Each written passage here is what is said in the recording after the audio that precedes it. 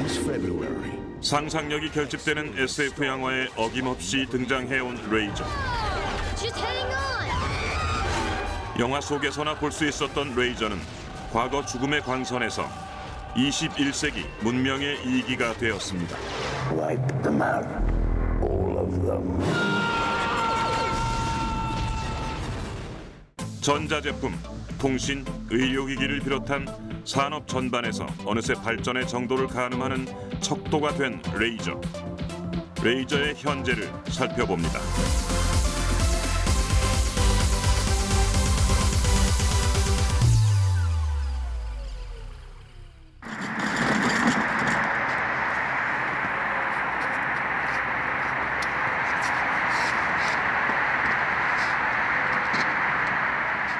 사실 하늘에다가 한번 좀 난상으로 한번 쏴주시겠어요? 네, 지금 각도 되게 좋습니다. 네.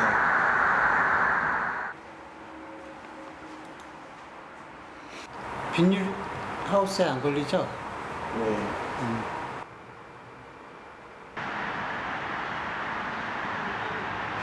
네, 올리세요.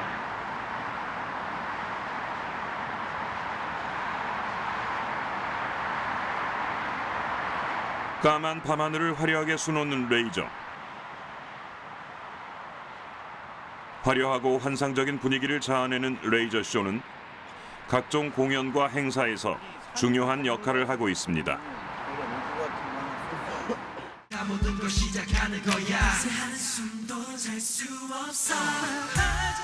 특히 공연장에서 분위기를 유도할 때 주요하게 쓰이는데요.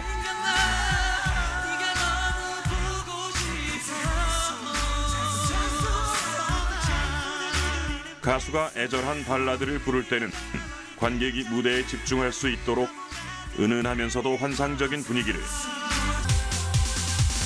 반면에 신나는 댄스곡에서는 현란한 움직임으로 분위기를 고조시켜 관객의 열광적인 호응을 이끌어내는 역할을 합니다.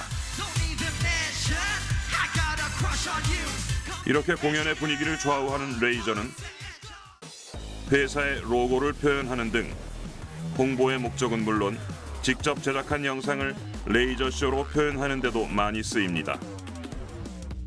예전에는 뭐 레이저하면 의료용 기기라든지 아니면 뭐 수술용으로 많이 사용을 하고, 예전에 뭐 아시겠지만 이제 뭐 점 빼고 막 이럴 때 이제 레이저를 많이 쓰고 있었는데, 이런 용도가 아니라 공연 이벤트용으로서도 상당히 레이저가 효과가 있고, 그리고 그런 레이저를 활용함으로 인해서 어떤 공연에 대한 어떤 효과를 좀 더 풍부하고 그리고 화려하게 표현할 수 있는 어떤 그 도구가 됐다라는 그런 사실들을 새롭게 또 알고 인식하게 되는 그런 입장이 되었습니다. 네.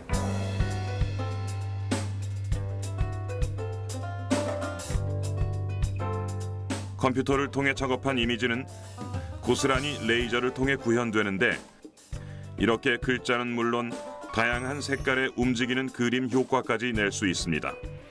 원리는 무엇일까요? 레이저는 포인트입니다. 포인트를 사람들에게 선을 느끼기 위해서는 레이저 안에 들어있는 스캐너라는 밀러들이 있는데, 그 밀러에 떠는 회전 속도에 따라서 사람들에게 이게 선이 될 수도 있고 점이 될 수도 있고 아니면 면이 될 수도 있고, 그런 착각을 일으키는 기계입니다.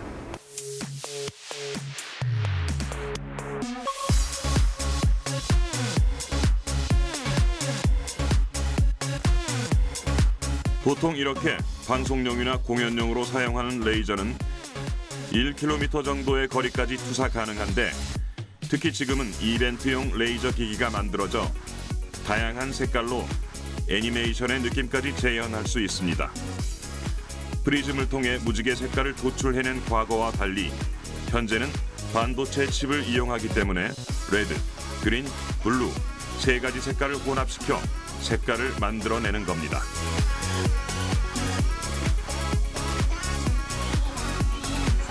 잠시 밤하늘을 캔버스 삼아 펼쳐지는 레이저 쇼를 감상해 볼까요?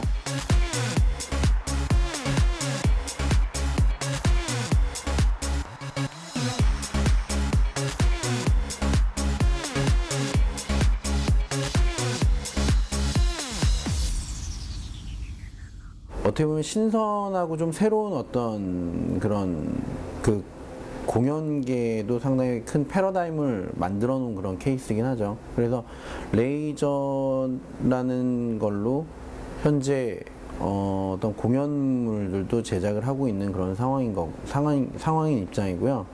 그리고 관객들의 반응은 기존에 이제 못 보던 어떤 새로운 그런 패러다임을 접하다 보니까 레이저라는 거에 대한 사람들의 생각 자체가 좀 많이 바뀌고 있는 상황이에요.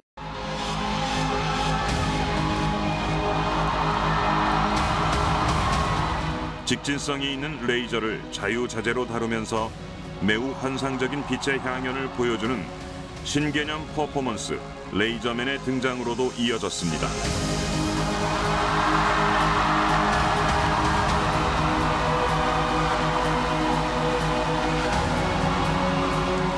레이저맨은 마술과 접목시킨 것으로 레이저를 던져서 벽에다 꽂고 사람 손에 쥐어주기도 하고 끊기도 하면서 어둠 속에서 신비하고 강렬한 메시지를 전달하는 퍼포먼스입니다.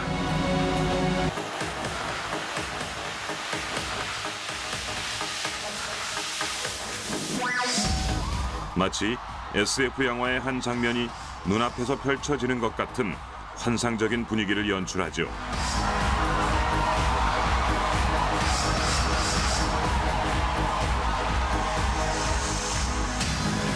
최근엔 로고의 노출과 스토리 구성이 가능한 조합형 멀티 공연으로 그 인기를 더해가고 있는 추세입니다.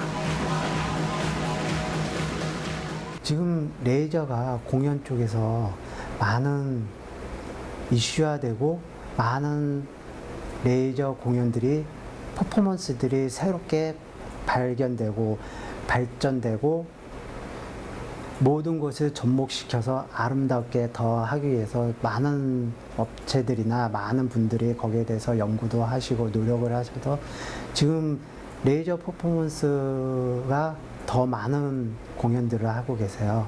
그래서 일반인들은 그걸로 인해서 거기에 대한 환상과 아름다움이 빠지고 그걸로 인해서 많은 과학들이 더 발전할 수 있고 공연에 많은 이슈화도 만들 수 있는 그런 공연들이 우리나라에도 많이 이루어졌으면 좋겠습니다.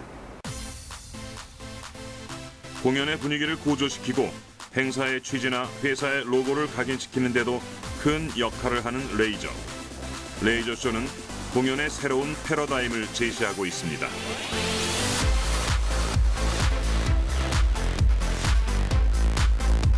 이렇게 공연에서 화려한 볼거리를 제공해주는 레이저는 도대체 무엇일까요?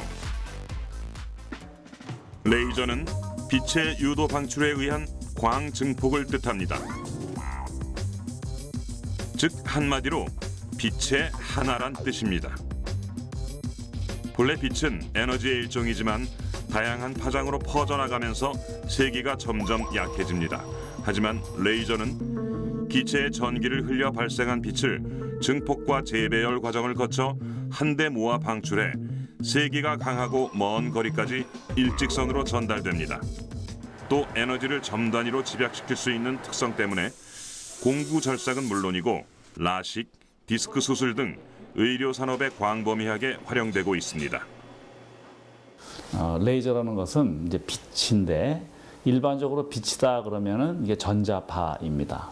전자파라는 것은 전장과 자장이 시간적으로 이렇게 변화가 되는 것을 전자파라고 합니다. 성질이 이제 세 가지가 있어요. 첫 번째는 진행하는 방향, 두 번째는 진동수, 다시 말해서 색깔, 세 번째는 파동이기 때문에 위상.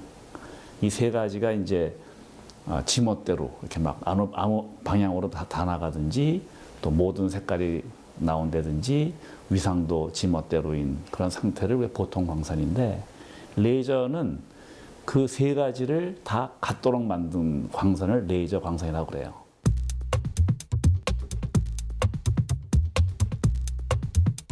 레이저는 과학자들 사이에서도 접근할 수 없는 천재로 불리는 물리학자 알버트 아인슈타인에 의해 시작됩니다.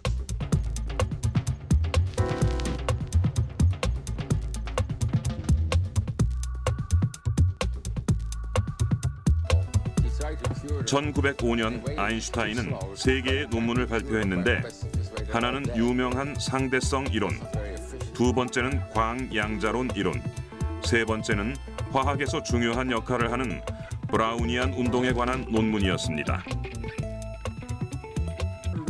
특히 아인슈타인은 광양자론 이론 논문에서 빛은 입자라는 입자론을 통해 흑체 복사에 대한 정확한 원리를 밝혀냈습니다. 그리고 이는 양자학이 발전하게 된 큰 계기가 됐고 아인슈타인은 이 광양자론 이론으로 노벨상을 수상했습니다.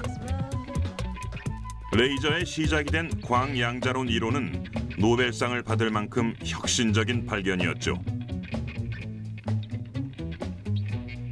이를 토대로 레이저라는 개념을 처음 생각한 사람은 바로 미국의 물리학자 찰스 타운스로 그는 1953년 마이크로파를 발진하고 증폭 기능이 뛰어난 장치인 메이저를 발명했습니다. 그리고 역시 미국의 물리학자인 티어도 메이먼에 의해 1960년 레이저 발진 장치가 최초로 개발됐습니다.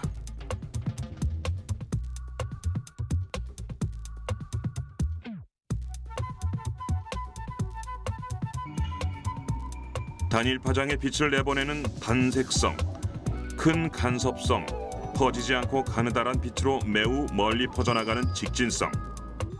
이렇게 세 가지 특성을 갖고 있는 레이저는 공예 작품 제작에도 쓰입니다.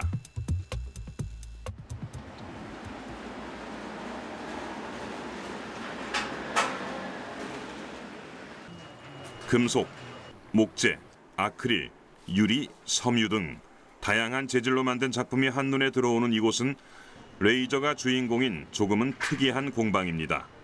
평면은 물론이고 입체적인 작품도 눈에 띄는데 이 작품들을 만드는데 레이저의 역할이 가장 컸습니다.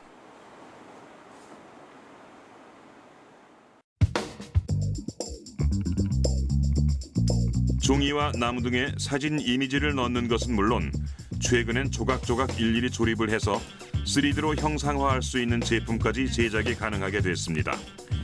입체감을 즐길 수 있는 다양한 레이저 품목이 적용되고 있는 겁니다. 레이저는 특성상 재질을 가리지 않는 섬세한 표현과 함께 미세한 부분까지도 단시간에 완벽하게 구사할 수 있는 탁월한 장점을 갖고 있습니다. 야그 레이저, 그 다음에 이 야그는 보통 일반적인 금속 쪽에 이제 많이 좀 적용을 하고 있는데요. 예전에는 이제 램프 타입이라 그래가지고 일반적으로 쉽게 생각하면 이제 램프다 그러면 형광등 램프 같은 식으로 수명이 단기간 상당히 좀 짧았었어요. 근데 요즘은 이제 다이오드, 거기다가 파이바 이러면서 그 야그 레이저의 그 비중이 변경이 되고 하면서 이제 수명 시간이 3만 시간, 10만 시간 막 이런 식으로 상당한 시간을 갖다가 쓰게 되다 보니까 예전에 램프 타입보다는 이제 수명도 많이 길어졌고 그만큼 더 소량 컴팩트해지고. 이 공방에서 쓰이는 레이저 기기는 두 종류로 다이아몬드처럼 단단한 경도의 금속을 다루는 금속 레이저와 비금속 레이저입니다. 결론적으로 대상의 경도나 재질과 상관없이 레이저는 빠르면서도 정밀하게 자르고 새기는 작업을 가능하게 해준 겁니다. 그 다음에 저희가 쓰고 있는 것 중에는 이제 그 종이라든지 가죽, 펠트, 섬유류, 그 다음에 아크릴, 목재, 그래서 이런 부분까지 모든 레이저에 대한 부분이다 그러면 금속, 비금속 가리지 않고 심지어는 뭐 돌, 옥반지, 뭐 옥돌 같은 데에다 대리석에다도 레이저를 새길 수 있는 아주 다양한 부분을 가지고서 접목을 시킬 수 있는 게 레이저예요. 이렇게 워낙 다양한 곳에 접목할 수 있다 보니 공방을 찾는 사람들은 휴대전화와 만년필, 커플링에 이름을 새기는 것은 물론 새학기가 되면 아이들 책가방과 공책, 필기구 등에도 이름과 이니셜을 새기는 학부모들이 늘고 있습니다. 옷이나 모자 등 처음에는 생각지도 못했던 소품들이 등장하는 것도 이젠 흔한 일이 됐습니다.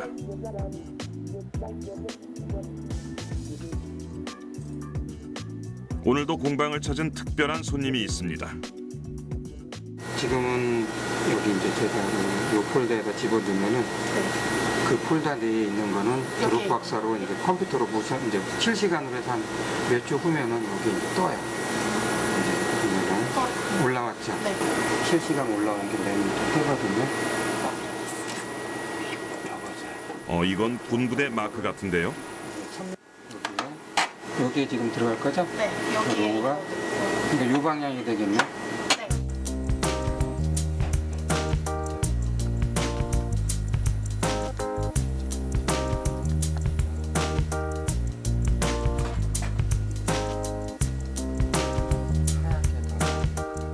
이제 잘 나왔죠? 이제 중심이 싹 잘 나왔어요. 색깔도 하얗고.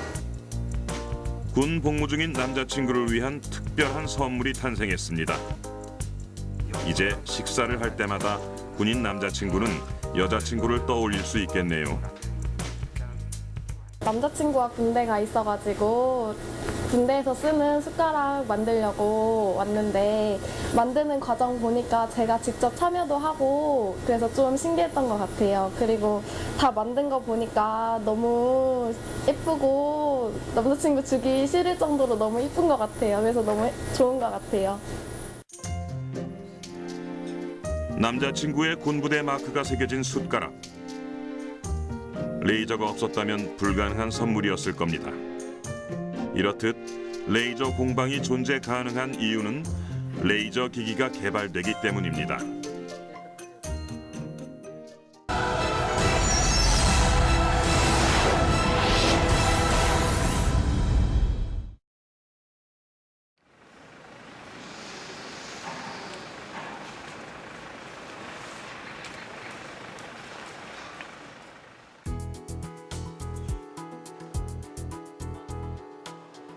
이곳은 레이저를 이용해서 레이저 기기를 제작하는 레이저 기기 제조업체입니다.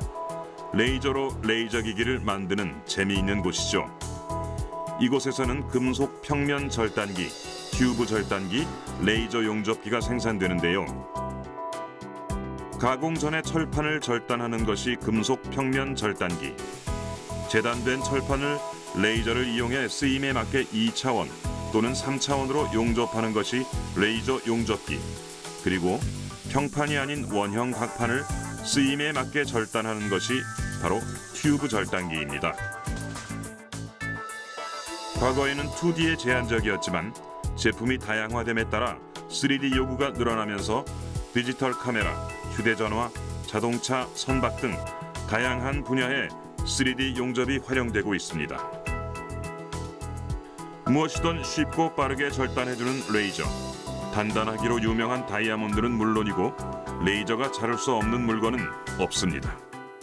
저희는 1600년도에 그 뉴턴이 운동의 1, 2, 3법칙을 발표를 했는데 저희는 2법칙과 3법칙을 사용해서 설계를 합니다. 굉장히 그 심플한 이론이지만은 사실 레이저 가공기를 만들기 위해서는 이 이상의 이론이 필요가 없습니다. 그래서 저희는 뉴턴의 1, 2, 3법칙 중에 주로 물론 3법칙을 다 사용하지만은 그걸 이용해서 저희는 레이저 가공기를 설계, 생산하고 있으며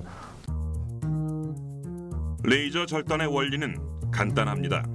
우리가 어렸을 때 돋보기를 이용해 햇빛을 한 곳에 모아 종이를 태운 것처럼 레이저 역시 레이저 빔을 이용해 한 곳으로 고열을 발생시켜 그 열로 절단을 하는 것이죠. 그렇다면 국내 레이저 산업은 언제부터 시작됐을까요? 바로 1980년대 중반부터라고 합니다. 당시 대기업에서 레이저 가공기를 최초로 생산하기 시작했지만 현재는 국내에서 이 업체만이 대량 생산 시설을 갖추고 레이저 가공기를 제작하고 있는 현실입니다. 세계적으로 레이저 산업 시장의 규모는 약 5조 원. 그리 큰 규모는 아닙니다. 그러나 독일의 경우 레이저 자체 시장보다는 레이저가 가져오는 파급 효과에 대해 집중을 했고 미래를 보고 투자한 결과 현재는 독일이 레이저 산업의 중심이 됐습니다. 즉 독일은 일찌감치 레이저가 독일의 모든 공산품의 품질을 높일 수 있는 도구라는 인식을 하면서 레이저 산업에 집중 투자를 했던 겁니다. 우리나라 역시 자동차, 조선, 통신기기, 반도체, 디스플레이 등 주력 산업 전 분야에 레이저가 사용되기 때문에 그 중요성을 인식하고 있습니다. 때문에 산업통상자원부를 중심으로 국내 레이저 산업의 혁신적인 발전에도 점차 관심을 기울이고 있는 현실입니다. 레이저는 더 이상의 어떤 그 환상적인 무기나 또는 내가 가질 수 없는 것이 아닙니다. 여러분 주위에는 레이저가 많이 있습니다. 단지 우리가 그걸 인식을 못하고 있고, 또한 현대 자동차에도 레이저로 많은 것을 작업을 합니다. 그렇기 때문에 레이저는 이미 우리 옆에 와 있다는 것을 여러분 다시 한번 생각하시고, 앞으로 레이저에 대해서는 그렇게 위험한 무기다 이것이 아니라 우리 생활에 아주 밀접한, 우리한테 도움을 주는 생활의 이기라고 생각하시면 되겠습니다. 특히 오는 4월에는 금속 절삭기 등 각종 생산 제조 기술과 공작 기계가 만나는 서울국제공작기계전이 열리는데, 이 자리에서 국내 레이저 가공기의 우수성이 다시 한번 세계의 이목을 끌 예정입니다. 레이저의 전망은 지금도 끊임없이 응용 영역이 확대되고 있습니다. 그 이유는 빛이라는 어떤 상당히 우리가 상상할 수 없는 파괴를 가진 그 빛을 렌즈를 이용해서 한 곳에 모으는 아주 굉장히 단순한 원리 때문에 우리가 초소형의 어떤 기계를 만들 때는 제일 적합한 것이 광입니다. 광. 특히 광에서도 이제 집속된 광, 레이저가 되겠죠. 그래서 레이저는 반도체라든지 디스플레이 또는 에너지, 그다음에 조선, 자동차 모든 분야에 지금 활발히 쓰이고 있고, 또 앞으로 지속적으로 영역을 확대해 나갈 걸로 봅니다. 점점 응용 분야에서 그 보폭을 넓히고 있는 레이저 산업. 앞으로가 더 기대되는 이유입니다.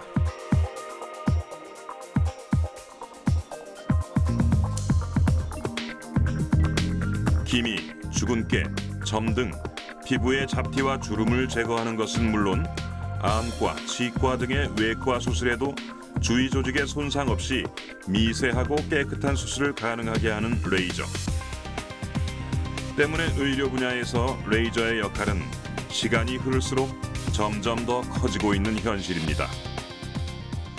우리 한의사들이 사용하는 전통적인 경락 이론에 맞는 침법과 또 레이저 치료 중에서 저단계 레이저라고 해서 치료 레이저를 결합을 해서 레이저의 어떤 생체 자극 효과하고 또 침치료의 전통적인 기혈의 순환을 돕는 치료 방법을 결합한 일종의 한방 치료 기술이다라고 말씀드릴 수가 있어요.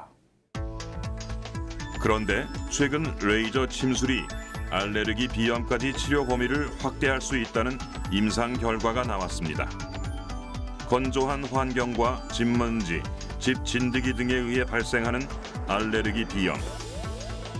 특히 봄에 많이 날리는 꽃가루 역시 알레르기 비염의 유발 원인으로 꼽혀 봄철엔 알레르기 비염 환자가 급증하고 있는데요. 이런 환자들에겐 희소식이 아닐 수 없습니다. 레이저 침은 한의학에서 활용하는 침 치료의 한 분야로 레이저 치료학과 전통의학인 경락 이론을 결합해 사용하는 치료 기법입니다. 레이저의 생체 자극 효과와 침 치료의 전통적인 기혈 순환을 돕는 치료 방법을 결합한 한방 치료 기술인 것입니다. 현재 의료 분야에서 사용되는 레이저는 크게 수술 레이저와 비수술 레이저로 나뉘는데, 레이저 침은 비수술 레이저입니다.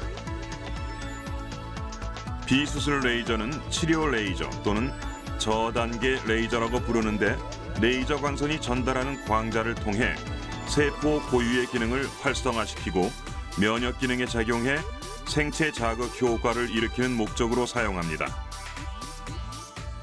수술 레이저는 우리 일상에서 이제 안과에서 각막을 깎아낸다든가 또 피부과에서 특정 부위에 점을 태운다든가 할 때 이제 직접 상처를 유발하고 할 수 있는 그런 고출력 레이저를 얘기하고요. 또 비수술 레이저는 그와 반면에 자극량이 가시광선이나 적외선 영역에 해당하는 600에서 800 정도의 이제 800 나노미터의 파장을 이용하기 때문에 직접적인 피부 자극은 없어요. In acupuncture, the primary tool is the needle. 가는 바늘로 우리 몸의 각 부위를 자극해 기혈을 조절하고 질병을 치료하는 침술. Iron, gold, and silver. 거슬러 올라가면 침술의 시작은 신석기 시대. 그때부터 인류 문명과 함께 시작된 고대 의술로 조선시대 때 한의학과 침술이 꽃을 피우게 됐죠. 레이저 침술 이전에도 전통적 한방 침술을 이용한 알레르기 비염 치료는 존재해 왔습니다.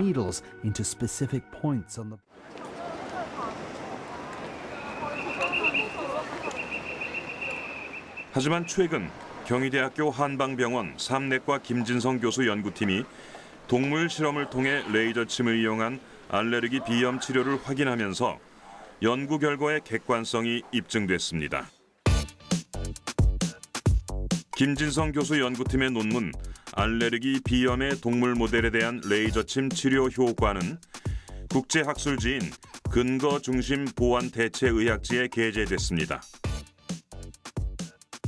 연구진은 인체 적용의 임상시험을 포함한 추가 연구를 통해 레이저 침의 임상 범위를 넓히고 새로운 한방 의료 기술을 개발하는 후속 연구를 진행할 계획입니다.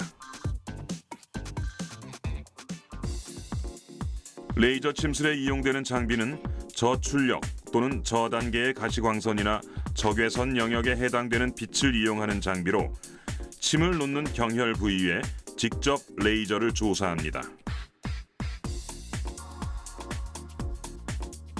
레이저 침술은 한방 치료 기술의 하나지만 근골격계 질환의 통증 완화에도 효과를 보인다는 연구 결과가 나오고 있습니다.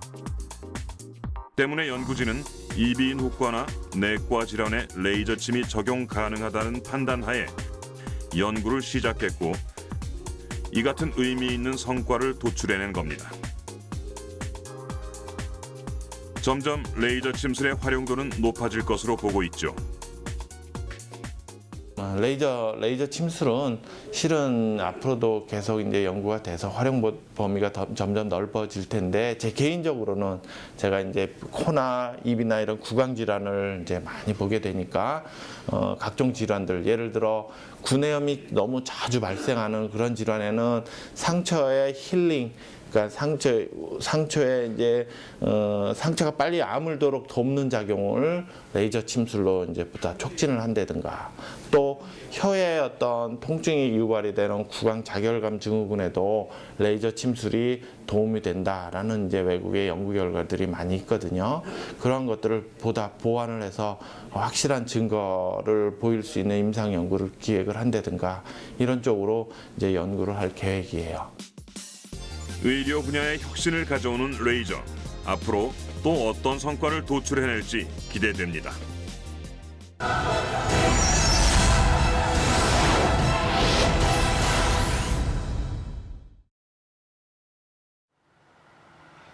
국내 최고의 브레인들이 모인 카이스트.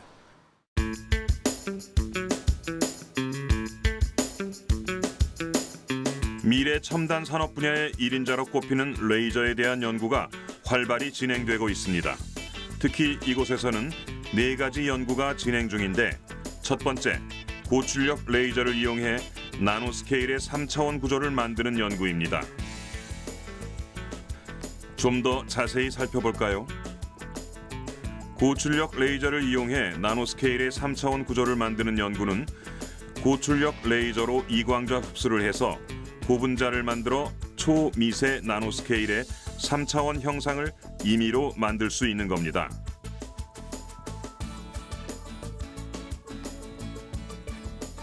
반도체는 깎아내는 방식이지만 이광자 흡수 고분자 방법은 초미세 사이즈로 3차원 구조를 쌓아나가는 방식이죠. 3D 프린터는 이제 분해능이 한 1mm 내지는 한 0.1mm밖에 안 돼요. 플래닝이. 그러니까 정교하게 만들지만 눈으로 볼 때는 뭐 정교하게 보이지만 자세히 보면 이게 우둘우둘합니다. 아주 정밀한 거, 아주 정밀한 그 나노 스케일의 요새 나노가 유행하지 않습니까? 나노 스케일의 정밀한 3차원 형상을 만들어서 핏줄을 따라다니는 로봇을 만든다든지 거기에 필요한 모터를 만든다든지 뭐 이런 것들 그런 것들은 이 이광자 흡수 3차원 형상 제조법을 이용을 해야만 가능해지는 것이죠. 3차원 프린터로 만들면 혈관 속에 안 들어갑니다. 다 망가지고. 이 방법은 현재 세계적으로 10나노미터 정도까지 실현됐지만 카이스트 레이저 연구실에서는 30나노미터까지 성공한 상태입니다. 두 번째, 레이저로 스캐닝을 해서 3차원 영상을 만들어내는 연구를 들여다볼까요? 우리가 사진을 찍으면 영상만 확인되고 물체의 위치나 거리는 파악할 수 없는데 레이저를 사용하면 레이저 포인트마다의 시간 측정을 통해 위치별 거리 측정이 가능해집니다. 이렇게 해서 3차원 영상을 찍어낼 수 있는 건데 그렇다면 응용 분야는 어떻게 될까요?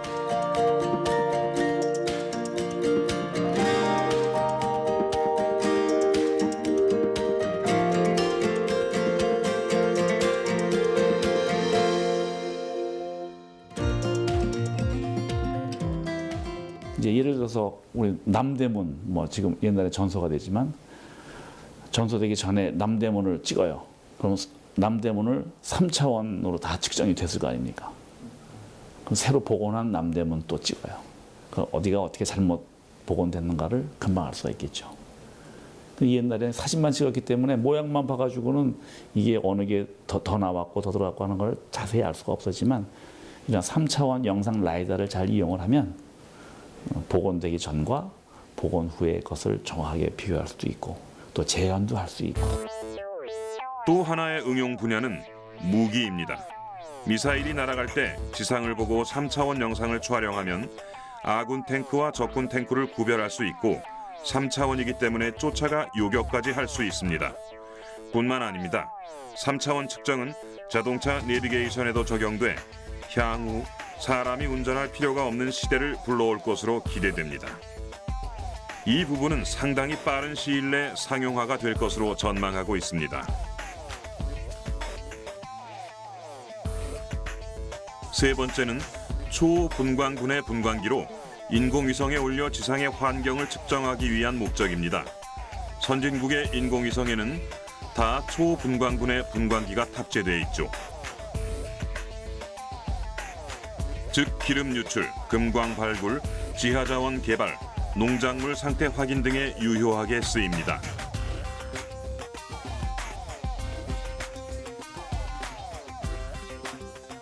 마지막으로 연구진이 가장 흥미롭게 진행하는 연구는 고에너지 고반복률 에너지 개발입니다.